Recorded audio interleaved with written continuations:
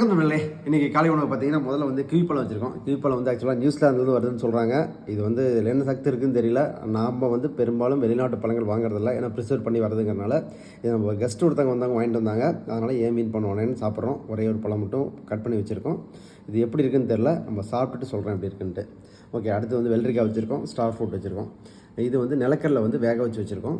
இது வந்து அவரைக்காய் வந்து பொரியல் பண்ணியிருக்கோம். இன்றைக்கி மெயின் கோர்ஸ் என்னென்னு பார்த்தீங்க அப்படின்னா, இது வந்து இடியாப்பம். ஆக்சுவலாக வந்து நாங்கள் வந்து சந்தவைன்னு சொல்லுவோம். அது இடியாப்பங்கிறது அப்படியே இதில் இது பண்ணுறது. இது வந்து இட்லி மாதிரி ஊற்றி அப்புறம் புளியறது. இது இப்போ இடியாப்பம் ப்ளஸ் வெள்ளைப்பாகு கொஞ்சம் போட்டு வச்சுருக்காங்க. ப்ளஸ் இது வந்து நந்து ஸ்பெஷல் வந்து இடியாப்பம் ப்ளஸ் முட்டை போட்டு முட்டை இடியாப்பம் பண்ணியிருக்கு. ஸோ இதுதான் வந்து இன்றைக்கி நம்மளுடைய காலை உணவு. அப்புறம் நிறைய விஷயங்கள் நம்ம பேசிகிட்டு இருக்கிறோம், உணவை பற்றி, அதை பற்றிலாம். இன்றைக்கி வந்து கிவி பழத்தை பற்றி பண்ணோம். இந்த டேஸ்ட் எப்படி இருக்குன்னு பார்த்துருவோம். டேஸ்ட் நல்லா தான் இருக்குது. லைட்டாக புளிப்பும் இனிப்பும் கலந்த மாதிரி இருக்குது. இது தோலோடு சாப்பிட்றதா அப்படியே தோல் இல்லாமல் சாப்பிட்றதான்னு தெரில. இருந்தாலும் தோல் எல்லாமே சாப்பிடுவாங்க, தோல் மொத்தமாக இருக்குது.